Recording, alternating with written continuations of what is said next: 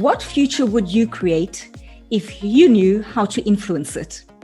I'd love to hear how you answer that after hearing this episode of Business Without Barriers, the show bringing you powerful strategies to turn barriers into success breakthroughs and thrive in a volatile, uncertain world.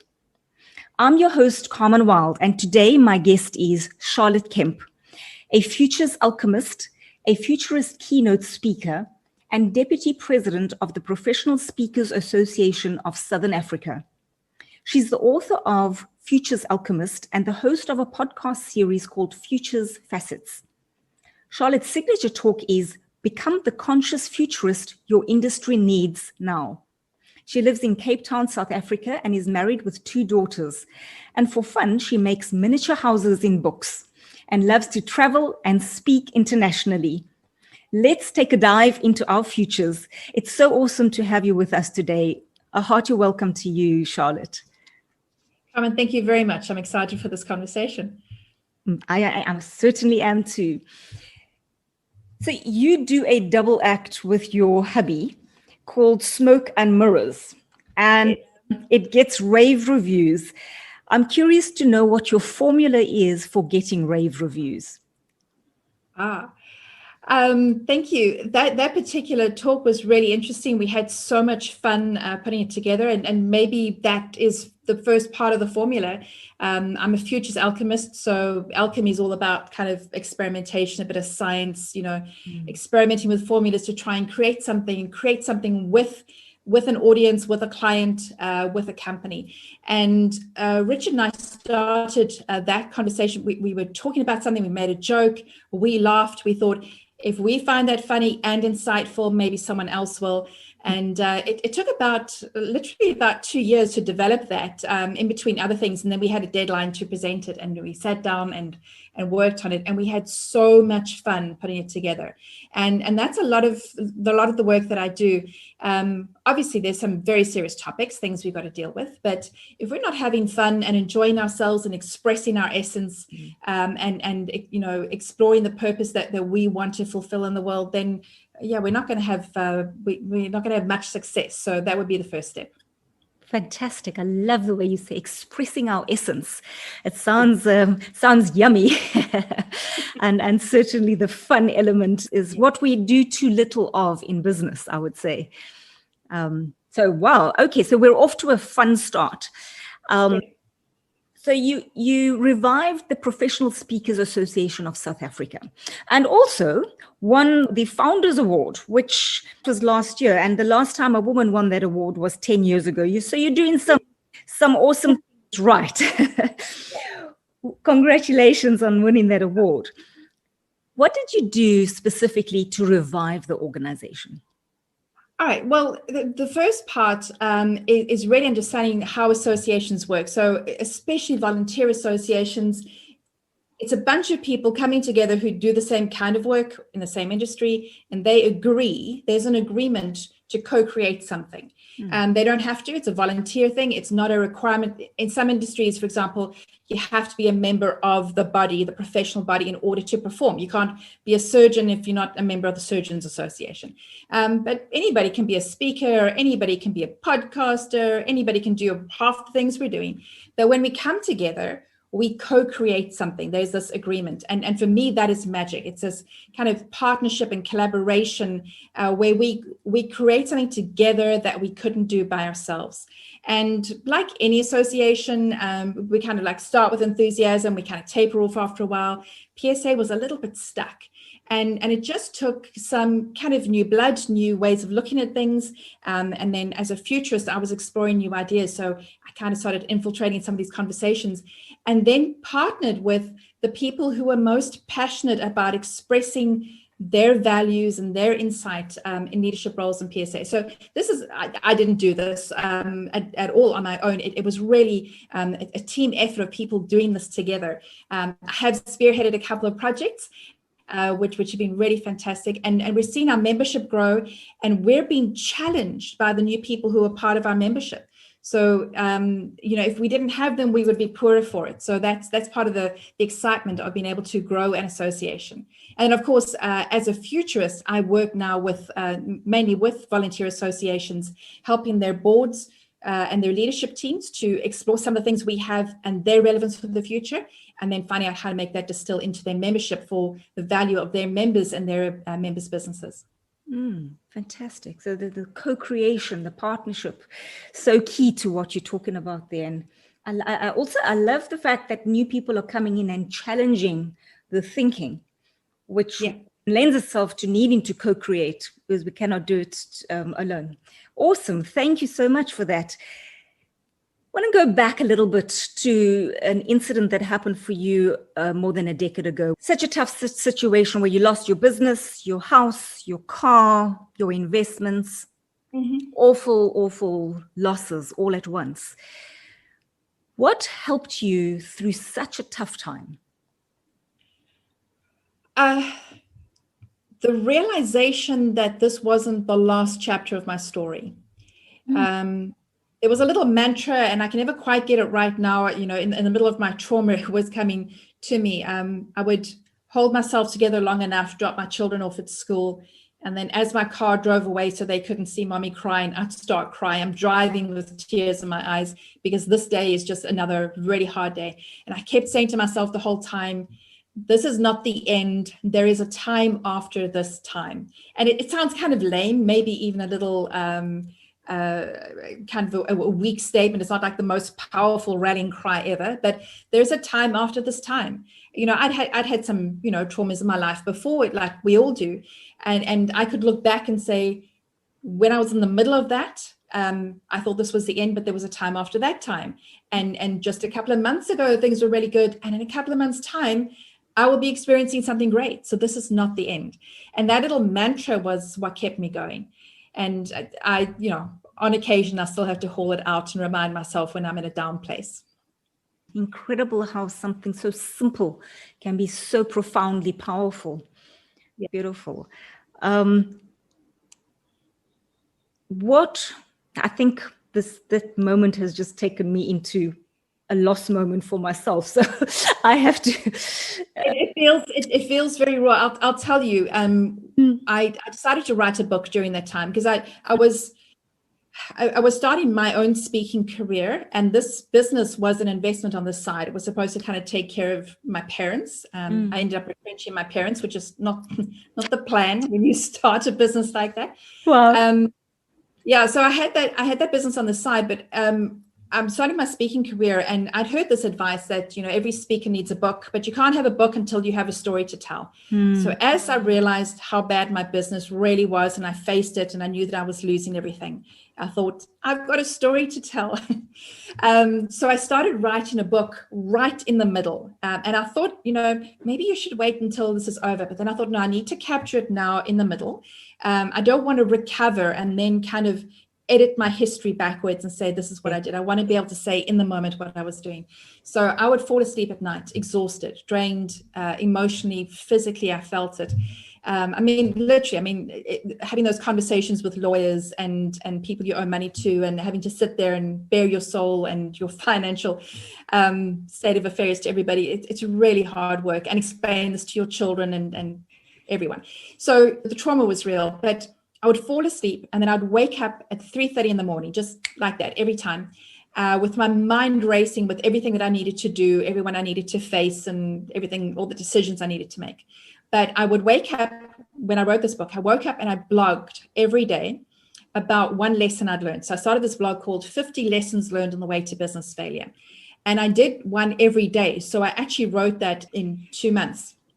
And I blogged, and that blogging was my therapy. It was me expressing these things. And I know that it worked because friends of mine who were following my blog would contact me and say, when you wrote that post, were you crying? And they could tell that, because and it's actually hard for me to read my own book now because, there's just, obviously there was just so much raw emotion in there, but it reached so many people. So I took the blog, did a little bit of like actual editing, turned it into a book, got it, self-published, got it printed with some help from a friend to pay for the printing. And And then I started telling that story, and it was really powerful because after a little while of speaking to audiences and telling that story, I could tell in a room who had lost a business or lost, something financially and were recovering or had recovered. So they're looking at me, they can identify with my pain. They're giving that moral support from the audience. And there are others who are, I can tell that they are right in this. They are, in fact, some of them were so angry that I dared to talk about this. I had people walk out, and be angry with me for sharing about it because it was just too raw. And then there are others sitting there judging me saying, never happened to me. You obviously made a whole lot of mistakes, but they just hadn't yet experienced that kind of a loss. So you get to know it, but it is a very real story, and versions of it always play out all the time. But this year in particular, we just seen so much evidence of business loss, people's lives devastated, financial implications, and job losses. It's really all over the world. Which makes your story so relevant and so real, raw, relevant, real. And what I really love about what you did particularly is not waiting. That was very courageous, because so many people would drown in it. And whilst we do need to feel it, what you did was you almost accelerated your recovery by feeling it, but also doing something very, it's not powerful. There was a gravitas to what you were doing, because it wasn't only sort of getting you through the emotion, but allowing you to have something or an asset that would help you afterwards. That's incredible. If people who are going through such times right now could do that, to the asset already during that, because of the realness that it brings. So you say there's 50. So when I saw your title, my brain goes, I'm not afraid of the F word. What F that? 50 lessons learned on the way to business failure. What, out of the 50, maybe just pick one that comes to mind right now. What significant lesson do you still carry with you today? All right, I'll tell you one, and it's actually borrowed from somebody else from years ago, but it's about eating the frog. So the thing that you're avoiding the most, you have to do first in the morning, get it over and done with. And the reason that's important, especially in what I was going through, is that, there's so much busy work you can do. There's so many ways you can entertain yourself, feel like you're doing something and making progress, but you're not actually, until you face that thing. Talk to that accountant, open up that statement from the bank, phone that person that you owe money to, have that conversation with that family member. That's going to be difficult. If you don't do that, that's a problem. And I'm a very creative person. I love coming up with stuff. My husband and I, like that speech we created, we come up with like 100 ideas a day, and it's exciting, like literally like little brain sparks, and it's thrilling. And we can get carried away with doing that kind of stuff and not actually completing it. So I was looking at your website, and I wrote down in my book here, from your site, what you finish is what makes you money. And I thought that's, that's a kind of like, it kind of finishes off that idea of mine. So we have to, in the morning, we have to do the thing we're avoiding doing, but then we actually have to, in the course of the day or the course of the week, finish our products. Whatever the thing is that we're doing, we have to finish it and we have to deliver it to the market. Otherwise, we don't make any progress. All we're doing is entertaining ourselves and thinking that we're doing something. And if we're employed by somebody else, we might be able to get away with that. But when we're self-employed entrepreneurs and entrepreneur executives, we have to finish our own projects and deliver to the marketplace. And I think that ties up my lessons and your lessons together, which was great. My partner has shared something with me that I just absolutely love. He says, are you chasing mice or are you chasing antelope? If you're a lion, it takes an awful amount of energy to chase mice around, not get your full. It'll take a lot of energy too to chase an antelope. But look at that, for days afterwards, they don't have to eat. So it's interesting. I actually thought about that this morning. I was like, am I chasing mice right now? Or am I going after the antelope? So same kind of thing in a different way. Let's go into you being a future alchemist.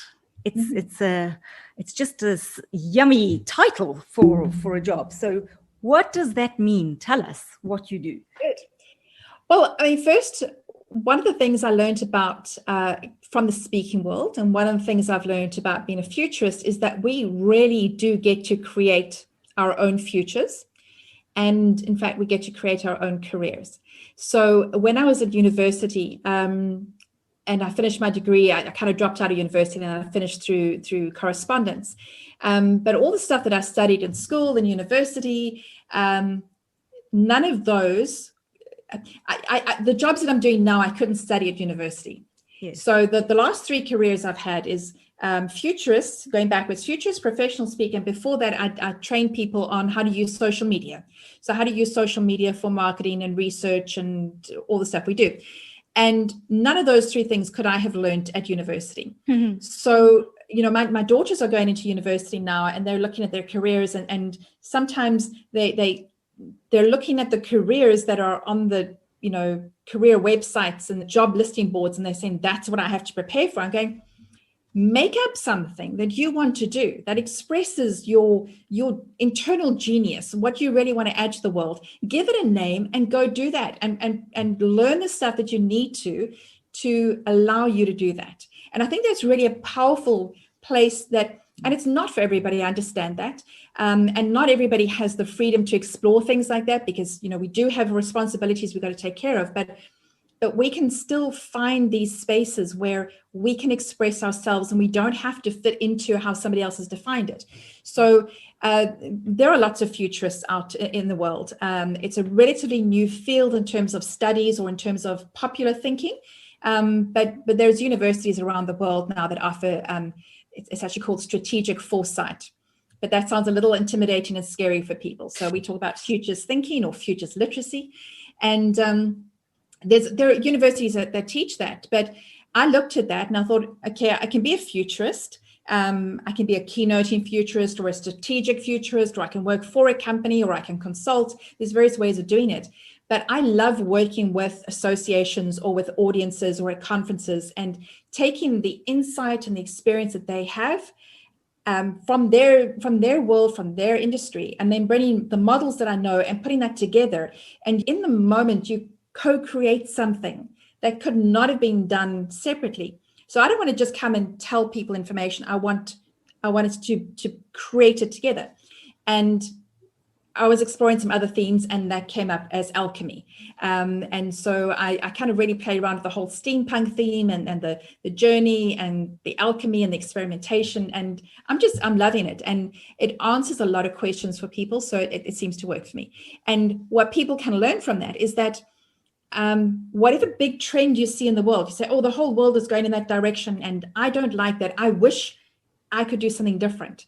And that is essential. If you wish you could do something, as a counter trend to what you're seeing that's popular, or some kind of tiny little niche that works for you, you can make a career out of it. You can get an audience for it. You can find people to buy your product or your service globally. There is a tribe for you no matter what you're interested in. And we just have to have the courage to explore that. And then, the audacity to seek people out who might like our work, and there's space for that we get to create that. Such crucial information you're sharing right now, because at a time when so many people find themselves out of jobs or redundant, or their industry has taken a hard hit, the idea of creating something that doesn't even exist, or something aligned with your passion, could be maybe exciting yet scary for people too.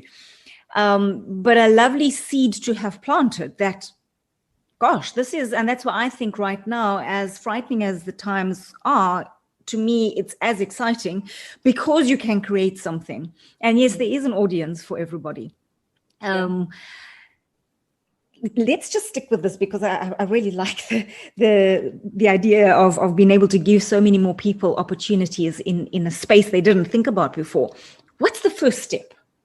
So maybe you've got an idea, and maybe it does seem quite alternative. Where do you start with something like that? All right. the first step is, I think, ready to explore our own kind of like do an asset register for yourself. So what is the thing that you're interested in? What really moves your soul? What gets your attention? What do you know about that? How much information can you bring to it? And kind of, I'm coming as a person who's a professional speaker and a trainer, so it's a knowledge resource. And I'm thinking, in the beginning, because this was a reinvention for myself, and that's what we all having to do, is we all have to reinvent.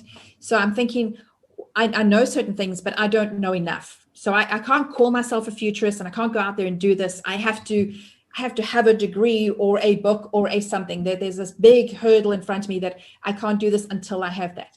But when you start realizing that, even with a couple of months, and we're not trying to be shallow, but even with just a couple of months of insight or focus on a particular field, we are way ahead of so many other people. Yes, exactly. And if we have a hobby or an interest, or we spend time watching movies or watching YouTube videos or reading books about something, or going to like conventions and exploring some kind of whatever our topic is, if you think about that, you've invested part of just your natural life in learning about something and becoming good at that. And that is actually a saleable skill to somebody else. You need to do a lot more work to really make it worthwhile, but you've got the start of something. And there's, just think about any element of your life where you need some help. There's somebody who's way ahead of you. And we go to Google and ask Google for like, how do I do this? Something about my dogs, or something about my garden, or something about my accounting, or something, or how to run an app on my website or my phone. Somebody out there already has that skill and they're ahead, and that's what you are to somebody else. And that's the first thing we have to work out. And then we kind of like really refine it and nuance it, and what is our approach, and what is really the benefit that we're offering the other potential client that we have. And that's the start of the journey. But if there's something important to you, you honestly can make a living out of it. It all starts really what you're saying. It's actually just a belief. A belief that it's possible, a belief that you're slightly ahead of someone else, and someone else could learn from you, and that you can create this. I mean, the way you speak about, it's just your demeanor. I can feel your energy right across the ocean. Yeah. And that's because you found a place that you love. You found a playground that you literally are not working, but playing. And but each have that opportunity to do that. Wow, the world would be a better place. So you spoke about, you mentioned, this natural thing that you could go into, and you speak about being a natural futurist. Yeah. For a lot of people, is say, really? I mean, come on, thinking about the future is daunting at the best of times. So you saying, and tell us about that. How are we futurists? Yeah. I absolutely honestly believe we're all natural futurists, okay? But some are better than others. That's all it is. And you can get better at this. You do not have to be a professional futurist. You do not have to study this. There just has to be some intention about what you're doing, how you're thinking about the future, and then we can get better. So if anybody planned a holiday for the future, if you've ever saved for retirement, if you've ever planned your children's education, if you have children, you're a futurist. That you are. Okay? Now you can get better at it. That's all. Yes. So, I think a lot of people just they plan some things, but the kind of default mindset is stuff is going to happen to me. The future is going to happen to me, and we can just turn that around and say, I would prefer that my future looked like this instead of like that. And with a little bit of planning and effort, you can actually redirect your future. And I know that there are huge things. I mean, you can redirect and plan your future as much as you like. You cannot defy the fact that the world is experiencing a pandemic. We can't ignore that. That's foolishness. But the more we think about the future, the more we play around with scenarios and the various tools, the more resilient our brains are to being derailed from plans. Take us a little bit more into that. So, because it's a process that starts unfolding. So you're immersed, you're thinking about it, you're immersing yourself in it. So I would assume then the next step from that is you're going to start making some decisions and you're going to start acting. differently, and you're going to start talking to different people, and so by virtue of allowing your mind to go there, your body's going to your mind, you're going to follow. So tell me a little bit about that, because you immerse yourself in this space and you take people there. So I think the best example is this, and I heard it years ago, even before I became a futurist, and it really astounded me. Somebody said, we make business plans and we make projections on our sales for the next year. And everybody's projections are like, oh, whatever our sales were last year plus 10%, at a minimum. He says, does anybody ever create a business plan where they expect to earn less the next year than they did the previous year? And whatever this conversation was like, oh, that's crazy thinking. But it stuck with me. Probably a decade ago now that I heard this. And then I discovered futures thinking. And now I think this should be essential. So if we're learning about business plans and business, how to take our business forward, we create a business plan. And most of us are going to cheat and just take off something off the internet and plug in some details. But however your business plan is designed, you've got an intention about what it looks like next year. So you want more clients, maybe you want some international business, you want a bit more freedom, maybe you need to employ somebody new, and you plan for this. We're gonna make progress and it's going to get better. Okay, so that is your first business plan. Now you need to create two more. One is you have this most astoundingly awesome opportunity that comes out of nowhere, and you will be a fool not to take it. Now you create a business plan for that. So if that happened, you would need more time to be able to deal with that client. You might need more staff. You might need to delegate a few things. So you need to think about that and create a business plan for this imaginary, impossibly awesome opportunity. All right. Then you create a third business plan. The business plan is something comes at you from out of nowhere and it devastates your plans. It might be local, it might be personal, it might be a global pandemic. And you will not be able to get all the business you want. Half your clients won't be able to pay you or stay with you. You might have to retrench some staff. You will have to take a pay cut. Terrible things will happen. Imagine that terrible scenario. And I know we don't want to, but here's part of that experience is you sit down and you imagine that terrible scenario. We've all had it this year, but you're going to have to do it for next year. Okay. And it won't be a pandemic. It'll be something else. And there will be awful emotions. But if you sit down in a nice, safe office, your own space on a quiet day when you don't have any other kind of complications, and you plan that worst case scenario, you're going to have all the emotions. You're going to have the nausea, the feeling in your stomach, the dry mouth, the ringing in your ears, the dizziness. You're going to experience all of that as if it's for real. Then you get past all that emotion because now your body's felt the emotion. Now come up with some rational responses. I will have to do this. I will have to do that. And you write that out. Make it out as an actual business plan as if it was happening. Now you've got three scenarios. You're middle of the road, chugging along. Life is going to get, it's okay. And it's going to get a little bit better. Awesome utopian scenario. Devastating dystopian scenario. These are all your own business plans. And what you've just done is a couple of things. You've planned for some alternatives. Mm-hmm. You've dealt with the emotions and got the emotions out of the way so that your rational brain can make some plans. Mm-hmm. And third, you trained your brain to look for signs and opportunities. Mm-hmm. So you're going to be going along next year doing something, and an opportunity will come which in other occasions you would have ignored because it's too big or too impossible. Mm-hmm. But because your brain has already thought about that, mm-hmm. you go, wow, if I took that opportunity, if I pursued that, I would have to change a lot of things. There would be a lot of challenges, but I think I could pull it off. Mm. And then you're willing to pursue it instead of go, a couple of months ago, there was this great opportunity, but I just wasn't ready for it. But now you've trained your brain to be ready for it. Yes. And then you see some warning signs. You're looking at the newspaper and you see something or something on a blog, or you hear some stories or rumors, and you think this is potentially disastrous. But because you trained your brain to look for that, not that you're seeking out bad things, but you're looking for the warning signs, the flags, so that you can prepare, tighten things up, not hire somebody that you might have to retrench. Can you take on somebody part-time? Design your lifestyle so that it's not quite as flamboyant and you won't have to cut back so drastically. Can you put some reserves aside? Do you have any kind of financial, emotional, mental margin to cope with stress. And you plan that, and now your brain is looking for more opportunities, and you are prepared to mitigate those potential disasters. You've outlined a spectacularly amazing success principle. And there's so many insights you've wrapped up into 2 minutes, which is profound.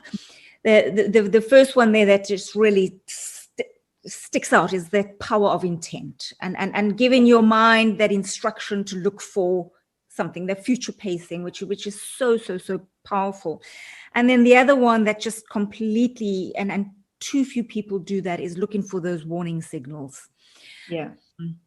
So if you have that fantastically amazing thing you're going after, and your mind's looking for that, but you're also constantly aware of those signals, you're not going to be caught so unawares or off guard.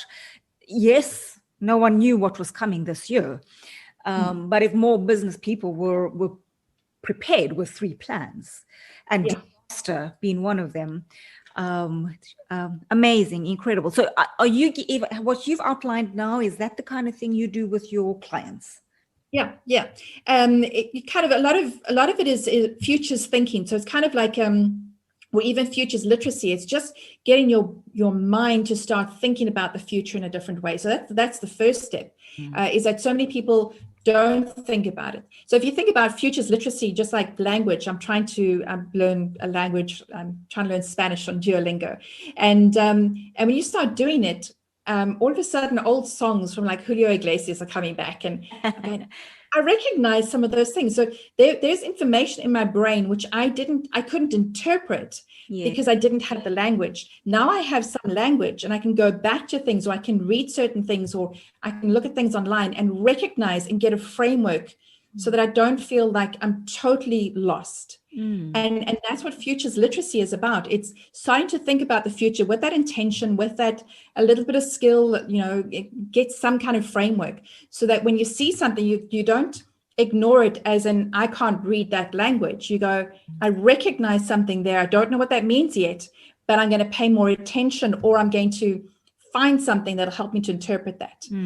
So we're not lost. There are signs everywhere about what is going on, but we can't read most of them. What's the cost to us, and what have you seen when you go into organizations and you see they are completely caught up in the past and the problems of the past and dragging that with them? What is the cost to them of doing that? Just all the potential that they could be doing. So if we talk about associations, and I've had this conversation with a couple of different associations, they're going, oh, we'd love new members, but we tried that before and that didn't work. And again, that was an experiment that you tried in a different lifetime. What we're experiencing right now, all the rules are broken, so you can try anything now. Or maybe we didn't execute it well enough, or something. But there are people that we could be working with in this association, which we're not tapping into because we're just afraid to try something that somebody else tried before and didn't execute properly, and it didn't work.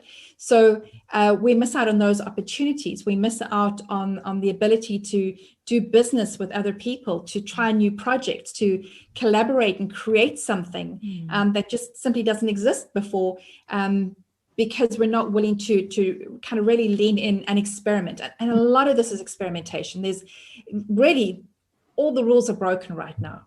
As professional speakers, we've been told for years, don't define yourself this way. You must lead with keynote speaker. I'm a international keynote speaker, or whatever. And now everyone is saying, all the bureau owners and professionals and everything, don't call yourself a speaker. Nobody's hiring speakers. Nobody wants a speaker. They want somebody to provide a solution. So like advice we got 9 months ago is like now out of date. It's wrong. And there's one tiny example that all the rules are broken, so we can make up our own rules and we can experiment.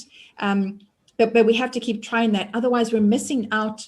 We're not just missing out on growth. We're missing out on basic stuff. That there are people right next to us that could be hiring us, using our services, using our skills, and if we're not communicating that or leaning into it, we're missing those opportunities. And it's the language that you're speaking about.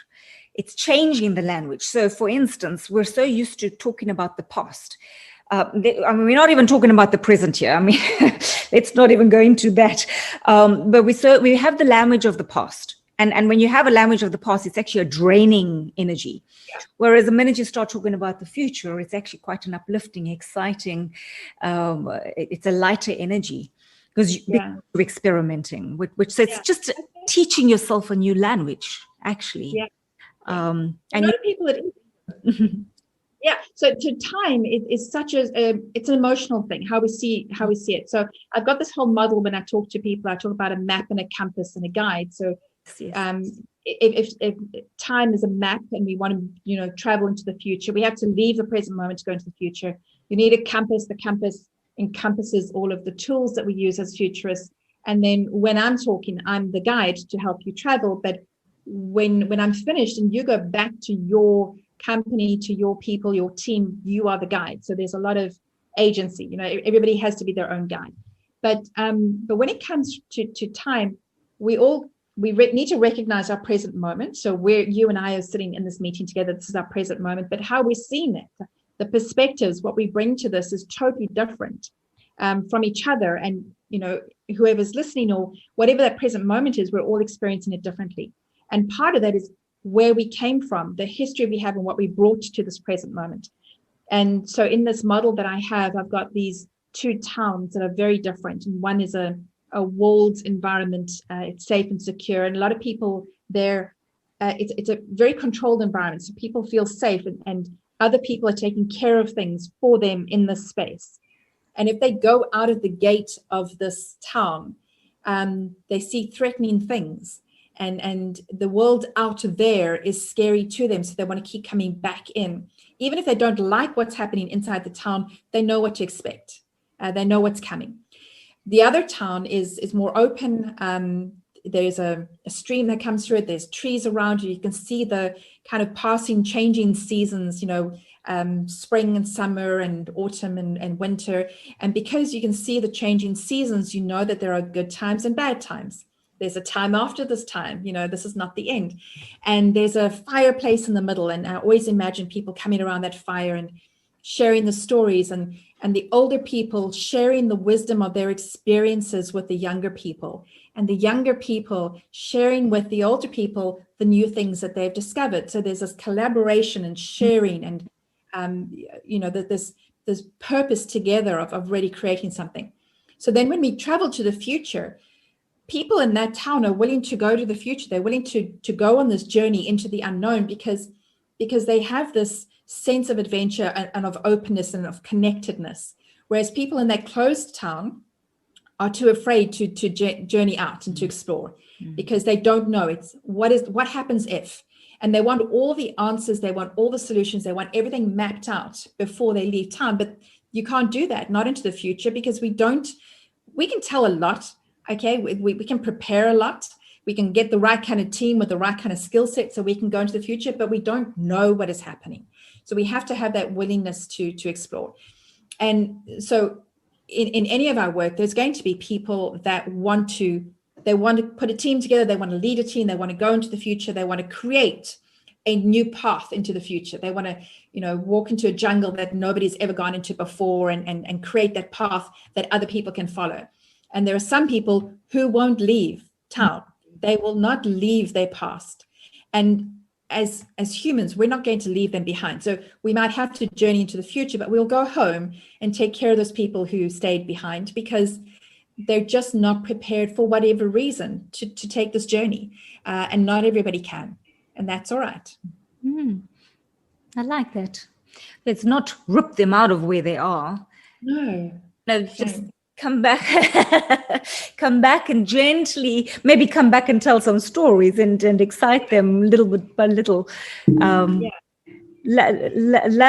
the way you've mapped out that the old and the new and the sort of village idea and the older people and the younger ones. I like that very much. It gives some beautiful pictures. You speak about agency, such a lovely word. And I'm particularly want to know about agency over our future.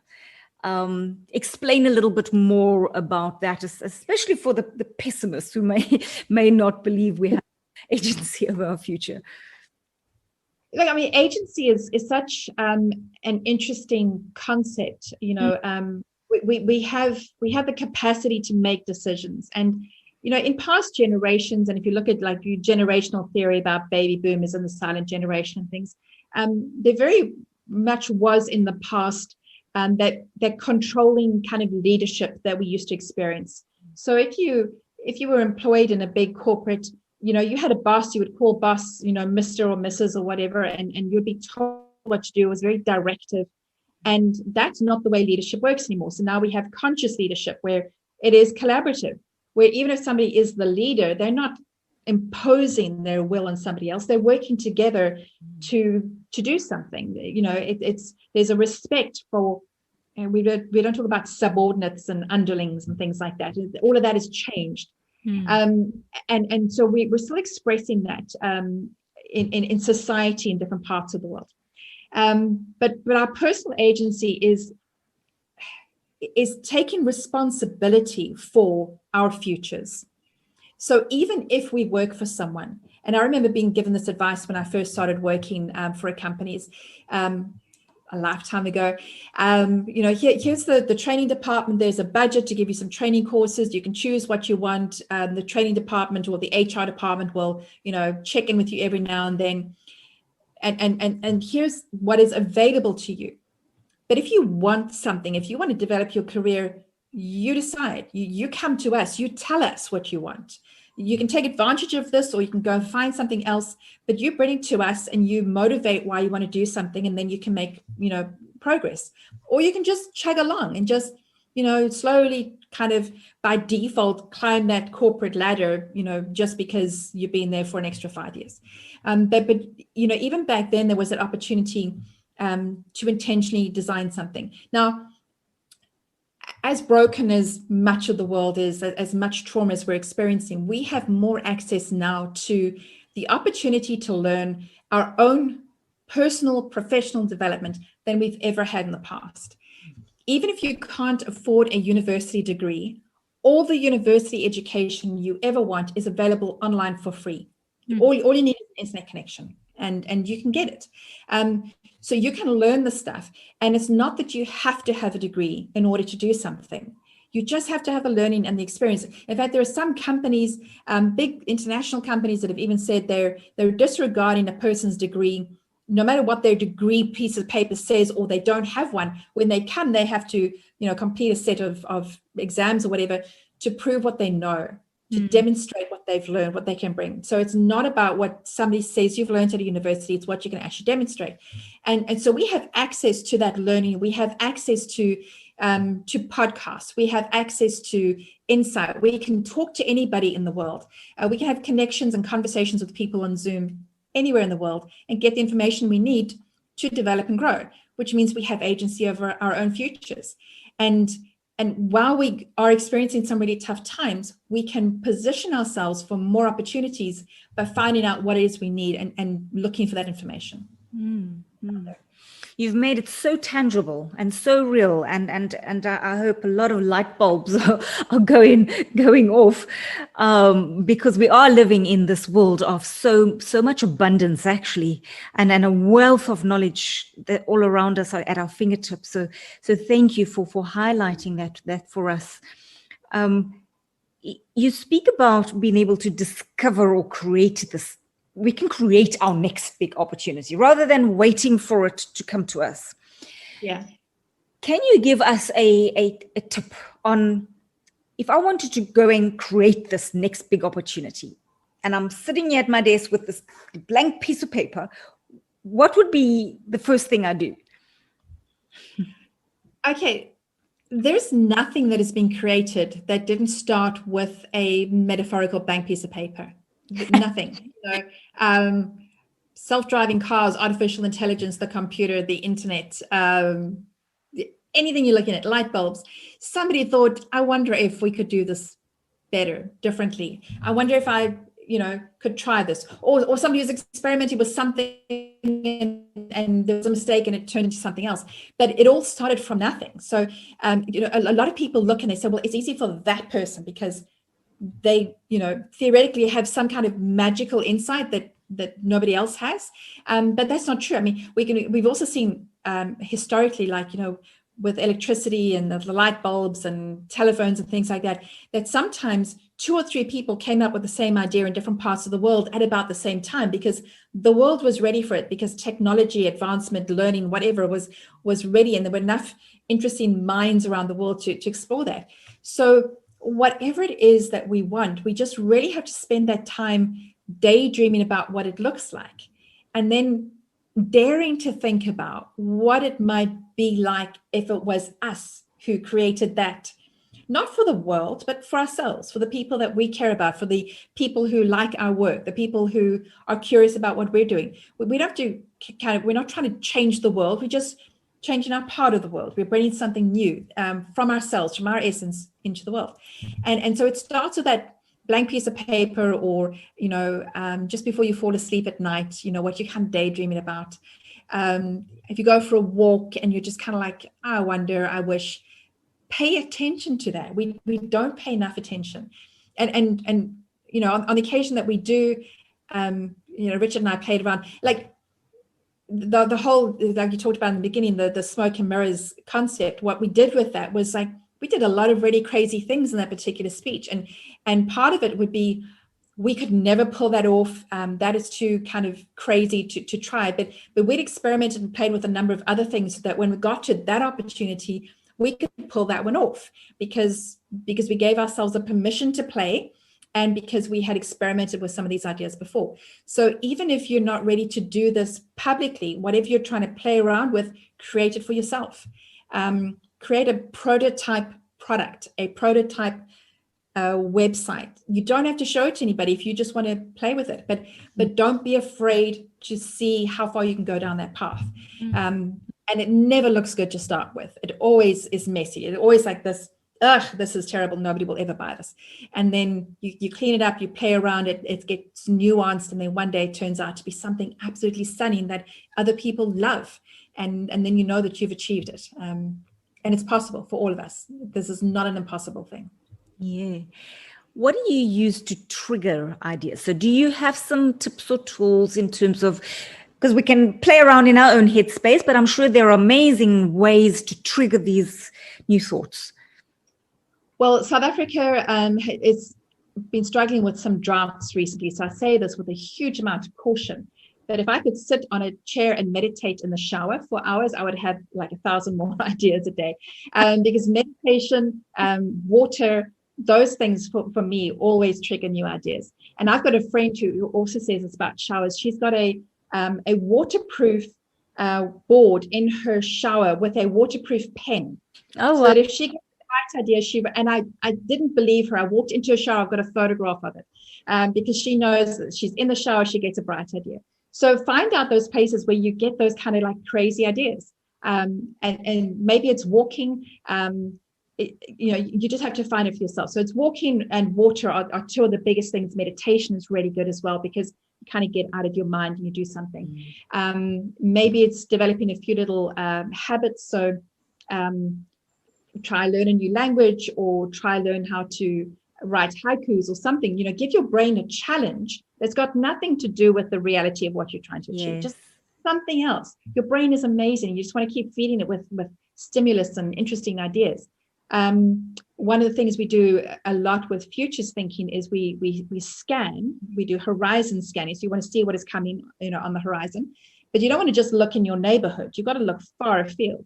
So if you're always on Facebook, go and hang out on LinkedIn. If you're always on LinkedIn, go and hang out on Instagram.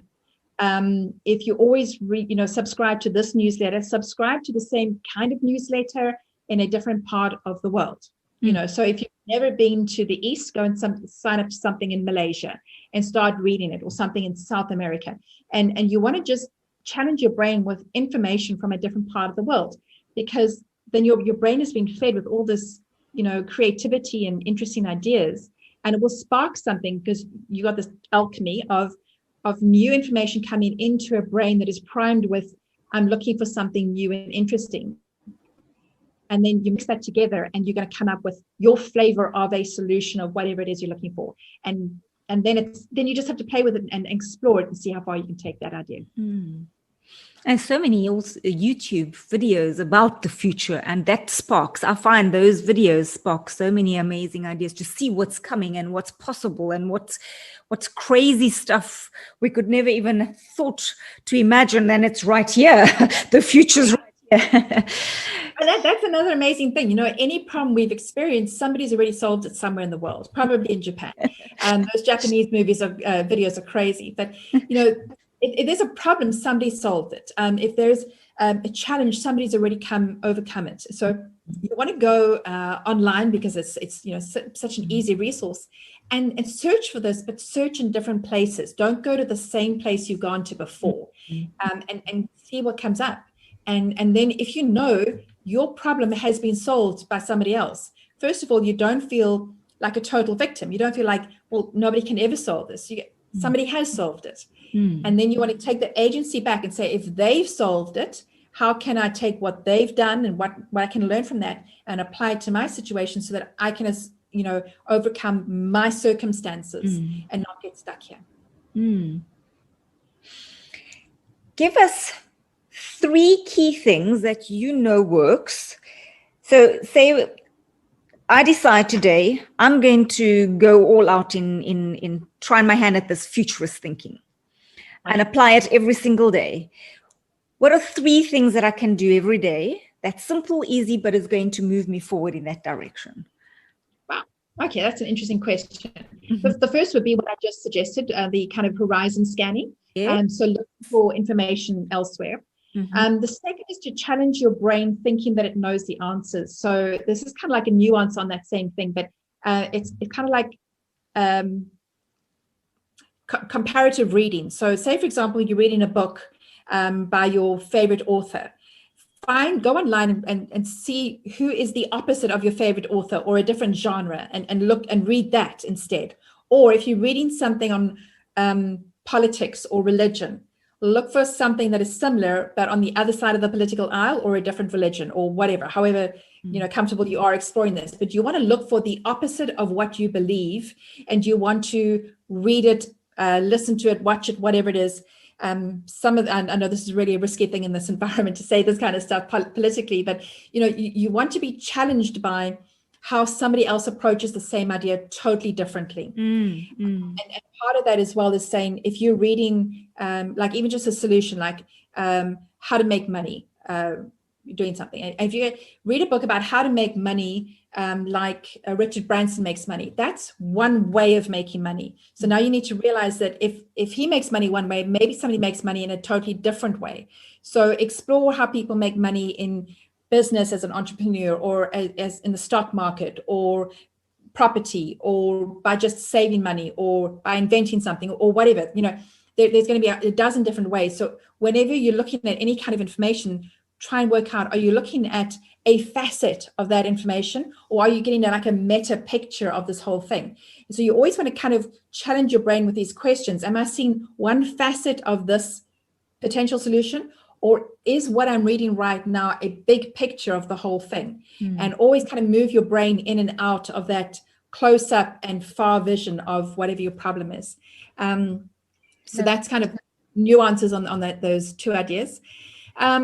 A third one really is the scenario planning, and you can do this, just I've done it for fun, kind of like standing in queues, thinking about something. You just kind of play around with what would be the indicators that this would be a utopian situation or a dystopian situation. So I'll give you this health related one, because we're all, spent a year at home eating banana bread. Are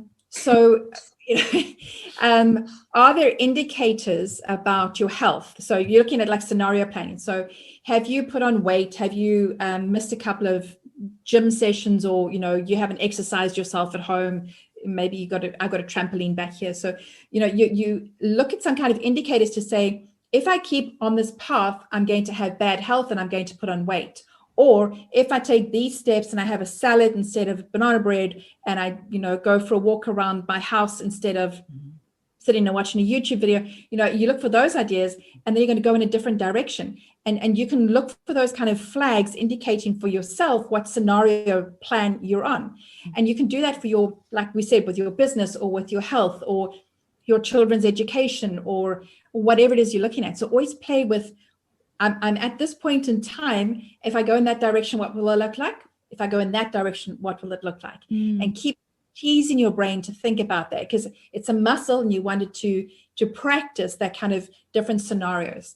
And it's not that you have to go in any of those directions, but you start to recognize things and find opportunities, and your brain becomes more resilient to being derailed by something else. Fantastic. Yeah, so that would be my advice.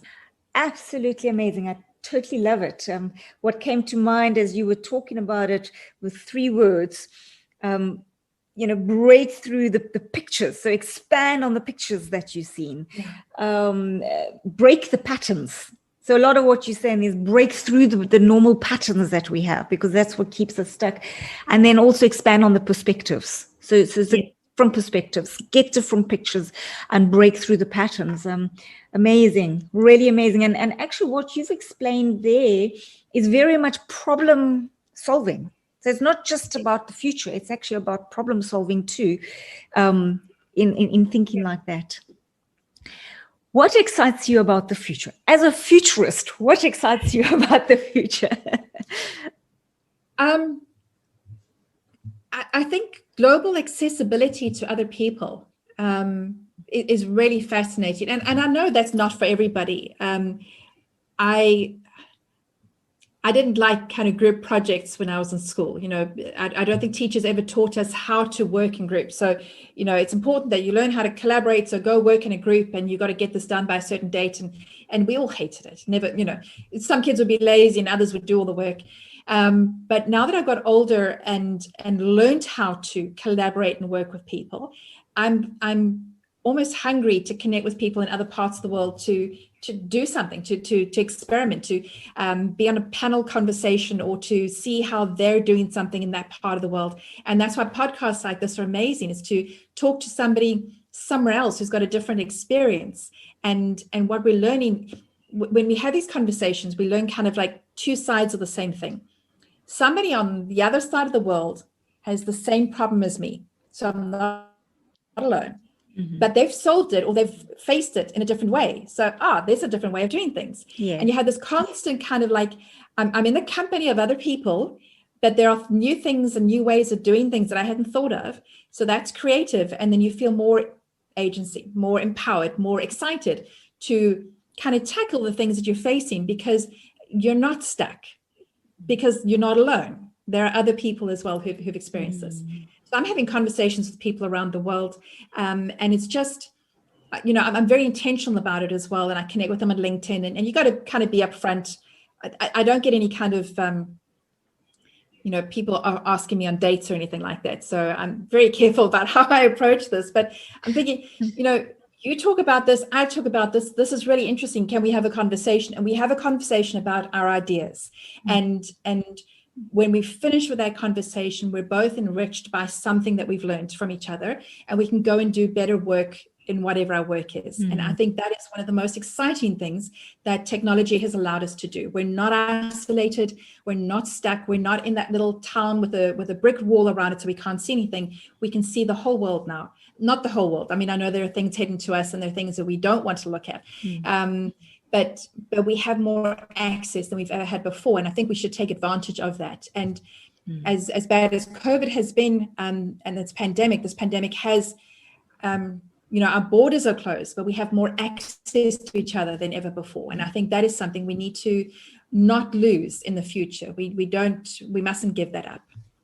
So I read that you spend 2 months a year in a different country. Well, you used to, when borders were open. Yeah. What an incredible opportunity to be able to do that. Which country that you've spent a lot of time in is close to your heart, and why?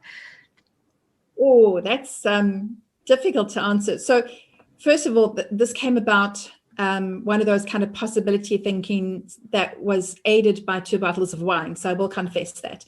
But we had kind of a series of our colleagues come and visit our house and come past and tell us about their adventures, and they're traveling around the world. And we thought, why should we wait for a time in the future where we could possibly have a career where we could do that? Why not design it now? And admittedly, our children are at the age where that would work. And so it's not for everybody. And it's like, this is not advice, not like everybody should do this, because not everybody wants a lifestyle like this. But we do. And my husband's very adventurous and he's done a lot of travel. So we've spent time intentionally, 2 years, so 2 months, December and January, we spent in a different place. And we've had incredible experiences and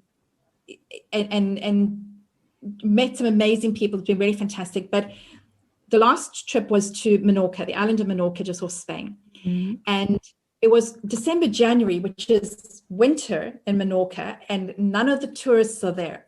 So we were in a tourist village. It's actually my husband's brother's house that he owns there. And it's this beautiful estate right on the beach. And we're there for 2 months. I think there might have been about 350 houses in this entire kind of village, this estate. If there were 3 families there at the time we were there, it would be a lot. So we were on our own, and we drive into the little towns or the 2 bigger towns. Menorca is really small. And we'd drive in there and we'd see people, and they're all speaking Spanish or a version, a dialect of Spanish. And we had very little Spanish at the time, but we could order gin and tonics and food. And we had a lot of adventures, but we spent so much time on our own in the most beautiful part of the world. And it was an interesting experience because we kind of captured this, being in this beautiful part of the world. I actually said, if I'm going through this trauma and I disappear and my friends have to find me, they should go to Menorca first and start looking for me there, because I really feel like I was so connected to it. But it was so peaceful and so calming, and there was a couple of hours I spent on the beach, and I was literally the only person that I could see for hours at a time. And then we came back, and within 2 months we were in lockdown, and so now we're alone in our house, and it's a very different experience to being alone in the house that you're in, and you have to be there, as opposed to being alone in a house somewhere else where you choose to be there. Absolutely. But because we had a bit more, we weren't, it was kind of like we were a little bit more mentally prepared for the isolation, I think, than some of our colleagues certainly were. That was just a coincidence. But all of those kind of experiences, those travels, just kind of really challenge your brain to say, just because this is what it's like in your neighborhood doesn't mean that's what everybody else experiences. There's different things around the world. Well, it's such a fabulous way of breaking out of your comfort zones and pushing your edge and fighting those patterns and perspectives and expanding your own universe there. Amazing. I love that idea and would encourage anyone who has the opportunity to do something like that. Yeah, there's a different thing from, going on holiday to a place and being there for a week or 2 weeks, and it's very quick and you got to do things quickly. But if you're there for an extended period of time, it feels like another neighborhood. So in South Africa, I've moved around. I've lived in, Cape Town and Durban and Johannesburg and Pretoria. And now it feels like, Menorca and Kuala Lumpur are other suburbs that I've lived in, so they feel like they're not, of course they're foreign, but they're not scary to me. And in the past it was, I didn't do much traveling when I was younger. And so it was impossible to think what the world looked like somewhere else. But now I've been there and there's still more places to go, but it doesn't feel as intimidating. And I think that's the biggest fear people have about the future is like, yes, we haven't been there. We don't know what it looks like. It's scary. We don't want to know. And people, I saw this once with someone who the director of a newly formed insurance company. And I was talking to her about some future thing with a conversation just meandering around. And I talked about artificial intelligence, and this is all coming up in the conversation. And she goes, I don't want to know about this because I don't know how it will impact my business. And I'm going, she's the director of an insurance company. It should be imperative that she thinks about the future. Otherwise, how can she prepare her company and the products for what is coming? So we can't not think about it because it's scary. We can play with these ideas and we can kind of step back and just say, there's a little bit too much of the future right now. I just want to let these ideas settle for a bit. That's okay, because change is rapid and there's so much of it. But But if we're not exploring these things, we miss out, and we scare ourselves into the corner so that we can't even stay up to date, and then we're not relevant anymore. And if we're not relevant, well, then we're irrelevant. Nobody wants to hire us, and we're no good to anybody. Yeah, and you take the fear away when you play with the ideas. So you bring it into the sandbox, and all of a sudden you break the fear down. So yes, love it. I hope so much that you were able to help us see a different perspective on that. I could speak to you for hours. This has been so much fun, and your enthusiasm and optimism is just so infectious. But I have one more question for you. If you had the opportunity to speak to humanity, to all 7 billion people on the planet right now, what is the message you would love to share? Wow. I think be curious. Be curious about the future. Be curious about what you're capable of. Be curious about what is next door and who you could collaborate with. But don't be afraid of just asking questions and engaging with ideas or concepts or people, and seeing what you can come up with, because everything that we're experiencing as humanity, all the good stuff and probably some of the bad stuff, it came from somebody's curiosity, and there's so much more of it. That this is not something that should be in short supply. We got an abundance of curiosity. We got an abundant space in our brain to explore ideas, and there's so much to discover and so much to create. And when we do that, we bring our essence to the world, and we make our part of the world a better, more beautiful place. Thank you for sharing your essence with us. So much of what you've said today is just so crucially important in a time of our being where there's so much fear about the future. What you've done in this last hour is just you've shone a bright light on the way in which we can create a future that's enriching and exciting and playful, actually, in our minds, at least at first. Thank you for the perspectives, for the powerful insights, for helping us disrupt the patterns that maybe we've created in our minds, and go out and continue to enrich the world with your beautiful essence. Thank you, Charlotte. Carmen, thank you very much. It's been fantastic having this conversation with you, and all of our previous conversations preparing for it. I really enjoyed the conversation. Thank you.